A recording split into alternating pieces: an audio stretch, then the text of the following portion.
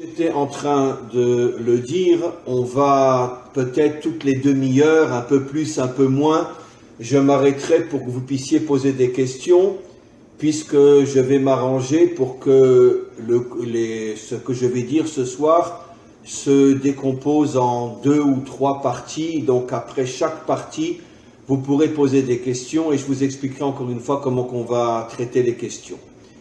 Alors d'abord bonjour à tous et à toutes, et j'espère que l'on va passer une soirée enrichissante, profonde, et qui va nous donner les forces de continuer et d'agir de manière à pouvoir faire un maximum de bien dans ce monde.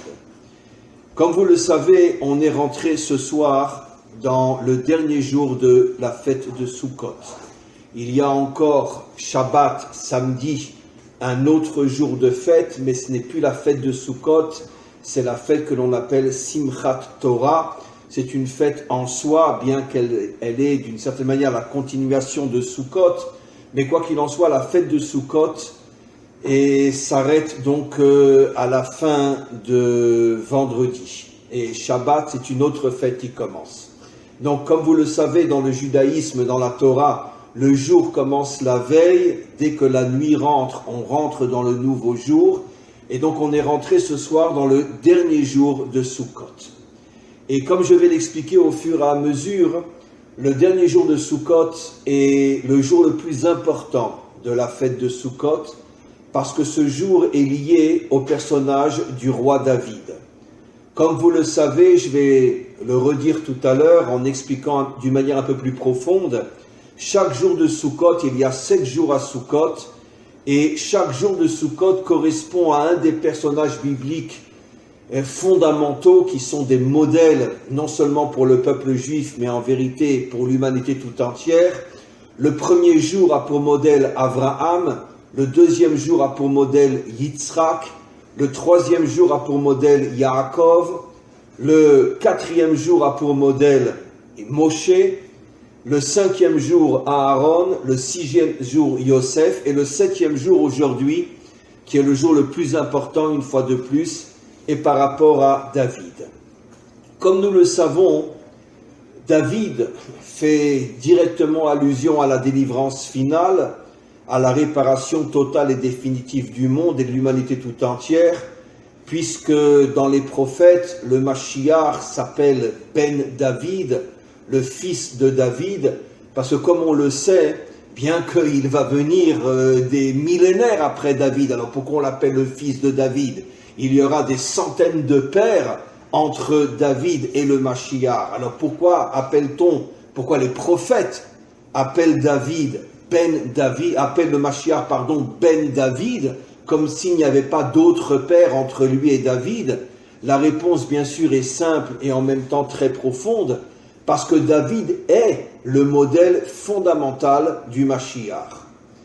Et c'est la raison pour laquelle on l'appelle Ben David, pour bien nous faire comprendre que le véritable modèle qui va inspirer le Mashiach dans sa réparation du monde sera le modèle de David. Et comme je l'ai expliqué très souvent dans mes cours, David est le seul personnage biblique, ça ne veut pas dire que c'était forcément le plus grand, mais c'est en tous les cas le seul personnage biblique au sujet duquel il est dit Chai Vekayam, c'est-à-dire c'est le modèle fondamental qui sert au peuple juif et qui, d'une certaine manière, servira aussi à l'humanité tout entière, surtout au moment de la délivrance, comme je vais l'expliquer dans quelques instants. Alors, pourquoi le personnage de David est tellement important et pourquoi ce personnage-là est lié au dernier jour de la fête de Sukkot et pourquoi, d'une certaine manière, c'est sa lumière qui représente plus que toutes les autres lumières des 6 autres personnages que je viens de citer, Abraham, Yitzhak, Yaakov, Moshe, Aaron, Yosef. Pourquoi c'est la lumière de David qui incarne plus que toute autre lumière la force, la puissance, la profondeur de la fête de Sukkot? Alors je veux l'expliquer. Comme vous le savez, la fête de Sukkot finalement, plutôt la cabane de Sukkot, la soukha elle-même, C'est quoi la souka? Est-ce que c'est les murs? Est-ce que c'est le parterre? Non. Les murs peuvent être en pierre, le parterre peut être en ce que vous voulez. La souka, c'est uniquement le toit. Le toit doit être fait en feuillage et le feuillage doit être mis de telle manière à ce qu'on puisse voir le ciel le jour ou les étoiles la nuit à travers le feuillage.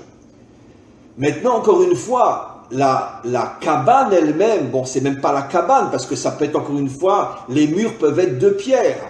Donc, toute la souka elle-même, chez moi par exemple, ma souka, les murs sont en pierre. Il y a uniquement le toit qui est en bois et qui est espacé de telle manière à ce que, quand je suis sous ma souka, je peux voir le ciel qui est au-dessus du feuillage. Alors, qu'est-ce que cela représente?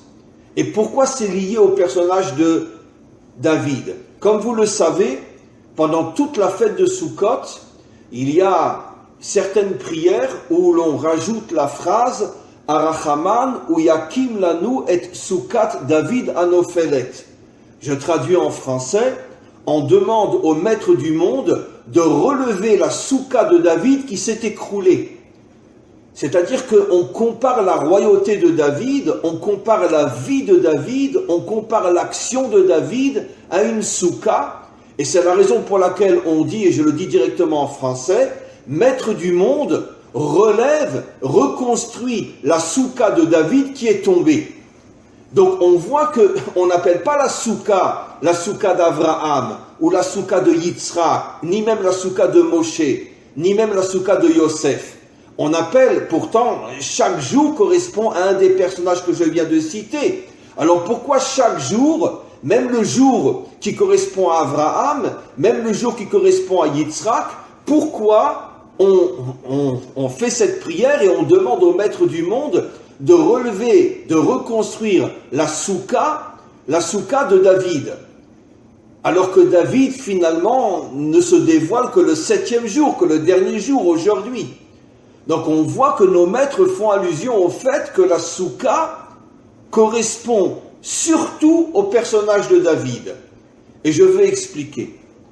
Parce que, regardez, ce qui est très intéressant, vous savez, je l'ai souvent expliqué dans mes cours et vous le savez très certainement, un des génies de la langue hébraïque, c'est que chaque lettre a une valeur numérique. Ce qui nous permet de faire ce que l'on appelle des correspondances entre des mots en recherchant la valeur numérique. Si par exemple deux mots qui sont peut-être très différents ont la même valeur numérique, ça veut dire que ces deux mots ont un lien. Et si vous prenez la valeur numérique du mot David, c'est 14. Bon, pourquoi? Parce que Dalet c'est 4, Vav c'est 6, et encore un Dalet, ça fait 4, ça fait 14. Or, il y a un autre mot qui a aussi la valeur numérique 14, c'est en hébreu la main. La main se dit yad. Yad en hébreu a pour valeur numérique 14. Quel est le lien entre David et la main? Pour nous faire comprendre que le personnage de David, c'est un homme d'action. La main représente l'action. On agit avec ses mains. Et donc David est un homme d'action. Tout celui qui connaît l'histoire de David sait que David a passé toute sa vie à être un guerrier, à être un politicien, à être un roi. Il a toute sa vie combattu, toute sa vie il a dû affronter des dangers, des épreuves, des difficultés. Il a agi toute sa vie. Et c'est la raison pour laquelle son nom correspond au mot Yad, qui veut dire la main, qui veut dire en vérité l'action, pour nous faire comprendre que David est un homme d'action. Et quel est le lien avec la soukha? Quand un homme agit, et surtout un homme comme David, et surtout un homme qui réussit comme David, il y a un danger que tout le monde va comprendre. C'est que quand finalement j'agis, je m'engage, je fais et je réussis, il y a un risque énorme de finalement de se dire que je et moi, je suis le meilleur, je suis le plus fort. C'est moi qui ai fait, c'est moi qui ai réussi, c'est moi qui ai gagné. C'est vrai dans le domaine professionnel, c'est vrai dans le domaine sportif, et c'est vrai dans le domaine politique, c'est vrai dans tous les domaines. Si un homme s'investit, si un homme agit et qu'il réussit, c'est évident que d'une certaine manière, ça va lui monter à la tête et il va dire « et moi, et moi, et moi ». Et quel est le symbole de la soukha? C'est que les murs peuvent être en pierre.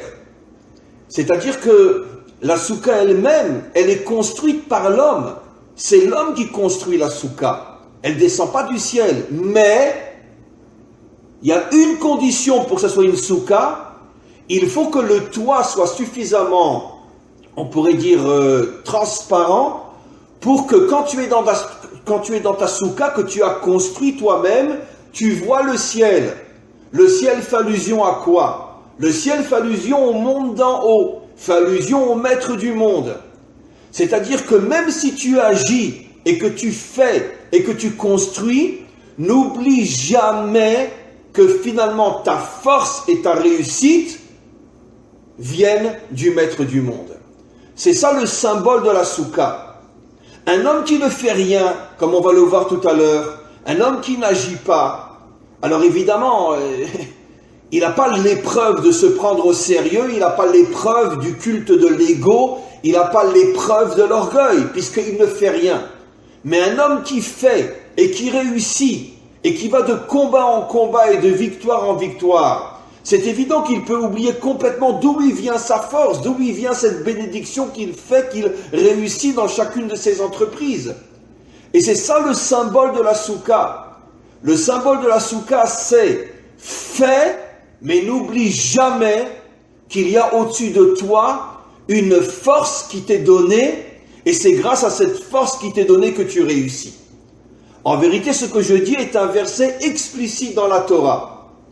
Il est dit, je le dis d'abord en hébreu, Vezacharta ki Hashem hu anoten lecha et hakoach la'asot et hachayil hazeh. Traduction en français, tu devras constamment te souvenir que c'est le maître du monde qui te donne la force d'être un guerrier.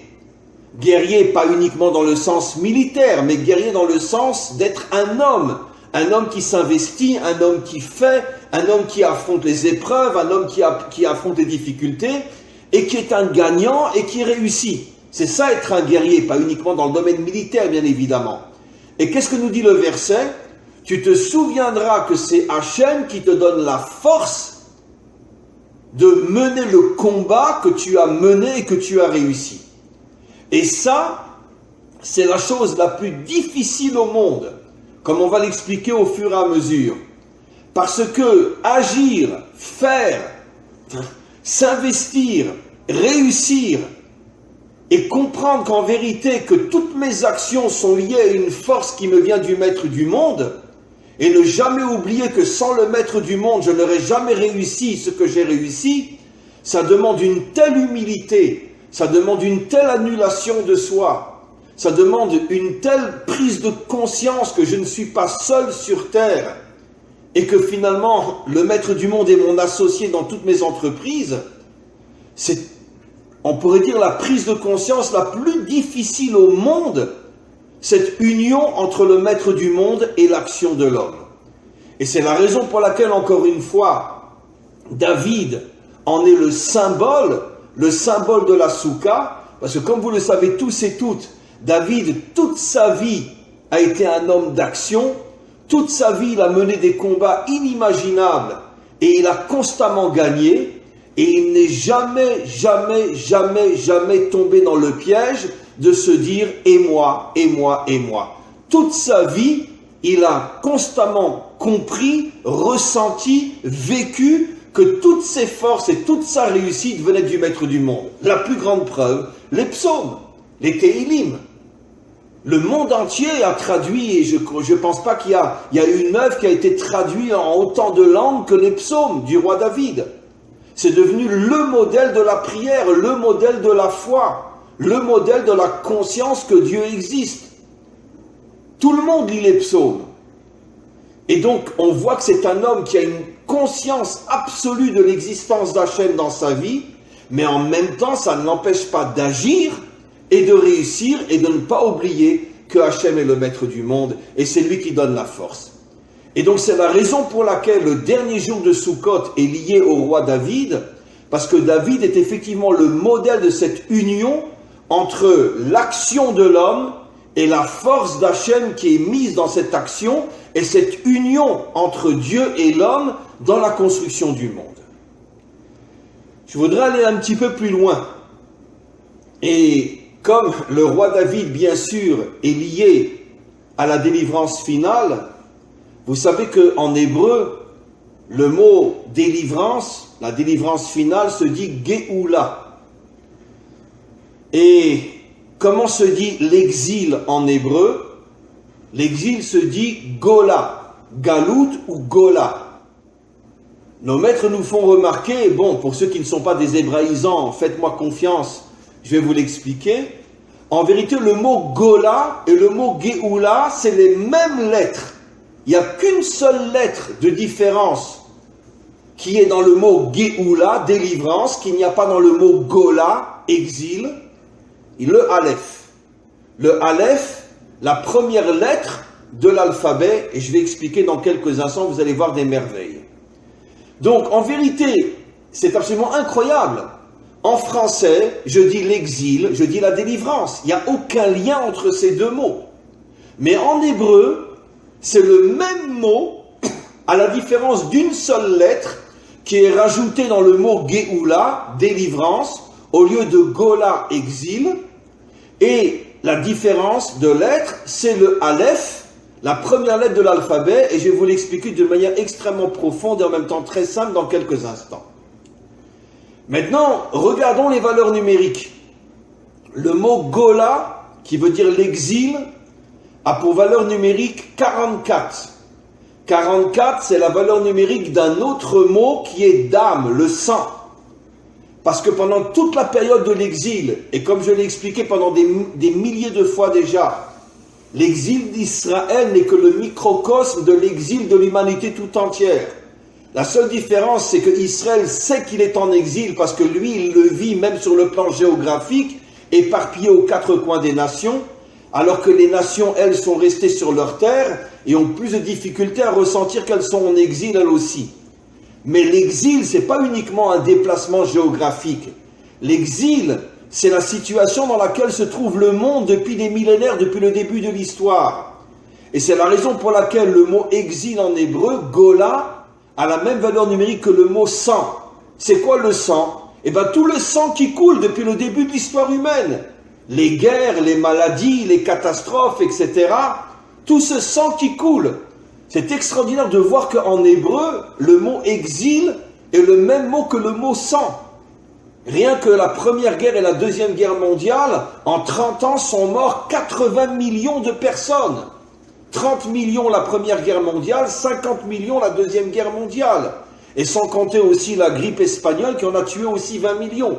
Donc on arrive à 100 millions de morts en 30 ans, en 40 ans. Ne parlons pas de l'Inquisition, ne parlons pas des croisades, ne parlons pas des guerres, la guerre de 100 ans, ne parlons pas de toutes les guerres qu'il y a eu pendant toute l'histoire. Que ce soit en Europe, que ce soit chez les musulmans ou peu importe, que ce soit en Asie. Donc c'est la raison pour laquelle la valeur numérique du mot exil, c'est le sang. Pour nous faire comprendre que tant que nous sommes en exil, le sang coule. Le mot Géoula, on rajoute un Aleph, et la valeur numérique, puisque c'est la première lettre de l'alphabet, on rajoute donc un 1 à 44, plus 1, ça fait 45. 45 est la valeur numérique du mot Adam, traduction française, l'homme. Le premier homme s'appelle Adam, valeur numérique 45. Qu'est-ce qu'on comprend de là? C'est quoi la définition d'un homme? C'est celui qui se bat pour mettre fin à tout ce sang qui coule dans le monde afin d'amener la délivrance. Puisque le mot Géoula, délivrance, est la même valeur numérique que le mot Adam, qu'est-ce que c'est un homme? Un homme authentique, pas seulement une chose, une créature, ou un descendant du singe? Non. Qu'est-ce que c'est un homme? C'est celui dont tout le projet durant toute sa vie, qu'est-ce que je fais pour mettre fin à tout ce sang qui coule depuis le début de l'histoire humaine et qu'est-ce que je fais pour que la délivrance arrive? Chacun avec sa pierre, chacun avec son caillou. On n'est pas le Mashiach, donc on ne va pas pouvoir terminer le travail. Mais au moins, quelle pierre, quel caillou, quel grain de sable tu as apporté afin que justement le monde puisse s'améliorer. C'est ça la définition d'un homme. C'est pour ça que le mot Géoula est le même mot, la même valeur numérique que le mot Adam. Maintenant, je reviens à ce que j'explique. On a vu que dans le mot Géoula, on rajoute la première lettre de la Torah qui est le Aleph. Alors ça, je pense que la plupart d'entre vous ne le savez pas, mais le Aleph tel qu'on l'écrit dans un Sefer Torah, dans le livre de la Torah qu'on lit par exemple tous les Shabbats, tous les jours de fête, le mot Aleph est composé en vérité de 3 lettres, 2 identiques et une différente. Si vous regardez dans un Sefer Torah, dans un véritable livre de Torah, pas les livres qu'on achète dans les librairies, parce que là, les lettres hébraïques ne sont pas les mêmes, elles ressemblent, mais elles ne sont pas les mêmes que dans le... elles ne sont pas écrites telles qu'elles sont écrites véritablement dans le livre de la Torah elle-même. Mais si vous ouvrez un parchemin de Torah, vous verrez que le Aleph est composé d'un Yud en haut, Yud, la 10e lettre de l'alphabet, un Vav au milieu et un Yud en bas. Ce qui veut dire que le Aleph, c'est en vérité 2 ou 3 lettres, un Yud, un Vav et un Yud. Un Yud en haut, un Yud en bas et un Vav au milieu. Le Vav s'appelle en hébreu, c'est une lettre, c'est comme le et en français. Par exemple, quand je dis le et, il a créé le ciel et la terre. Et ça vient rajouter qu'il n'a pas seulement créé le ciel, mais il a aussi créé la terre. D'accord? Dans mon salon, j'ai un fauteuil, j'ai un canapé, j'ai une table, j'ai des chaises, donc je vais dire un canapé et un fauteuil et une table et des chaises.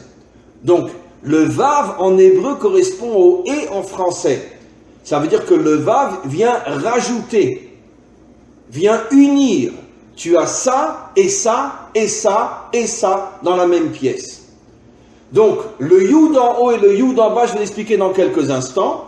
Mais par contre, je veux commencer par le Vav au milieu. Le Vav s'appelle en hébreu Vav Achibour, c'est-à-dire la lettre de l'union. Et donc, ce qui veut dire que le Vav, qui est au milieu du Aleph, en vérité sert à unir le Yud en haut et le Yud en bas. À quoi correspond le Yud en haut et le Yud en bas? D'abord dit d'une manière très simple, le Yud en haut fait allusion au monde d'en haut, le monde d'Hachem, le monde du maître du monde, et le Yud d'en bas fait allusion au monde de l'homme, qu'on pourrait appeler le ciel et la terre. Et le Aleph symbolise l'union entre le ciel et la terre, entre Dieu et l'homme, grâce au Vav qui est au milieu. Maintenant, regardez, c'est extraordinaire. Si vous prenez la valeur numérique des 3 lettres qui sont dans le Aleph, Yud a pour valeur numérique 10, Vav a pour valeur numérique 6, et encore un Yud en bas, 10, ça fait 26. Et 26 est la valeur numérique du nom divin que l'on ne prononce pas tel qu'il s'écrit, Yud et Vav et. Ça veut dire que le Aleph correspond au dévoilement du nom divin qui, d'après les enseignements de nos maîtres, ne se dévoilera véritablement qu'au moment de la délivrance finale. Ce nom qui est complètement caché, cette identité qui est complètement cachée jusqu'à la délivrance finale.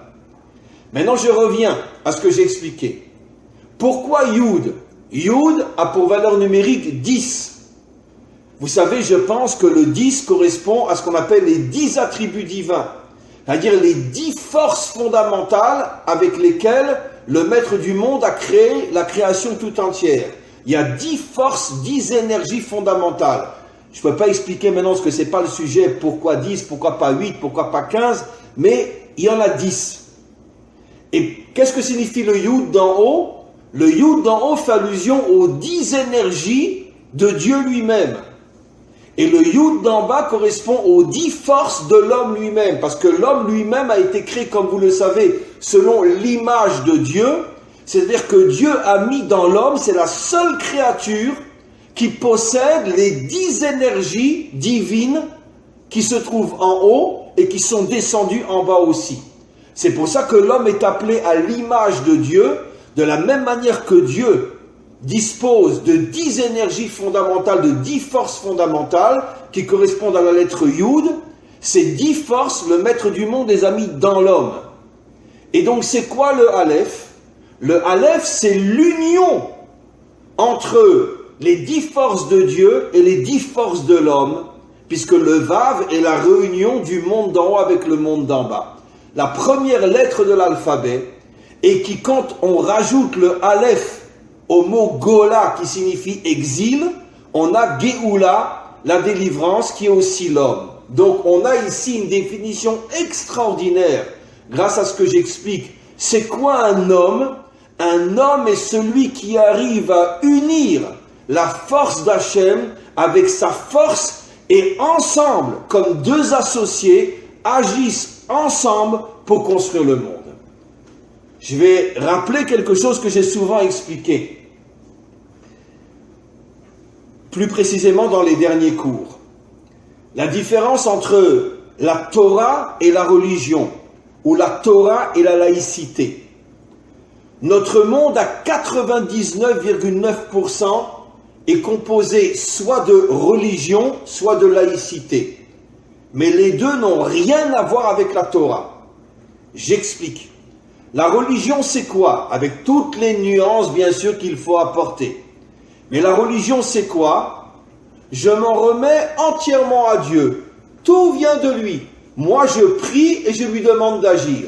Dieu, sauve-moi. Dieu, délivre-moi. Dieu, donne-moi les moyens de manger. Dieu, Dieu, Dieu, Dieu, Dieu.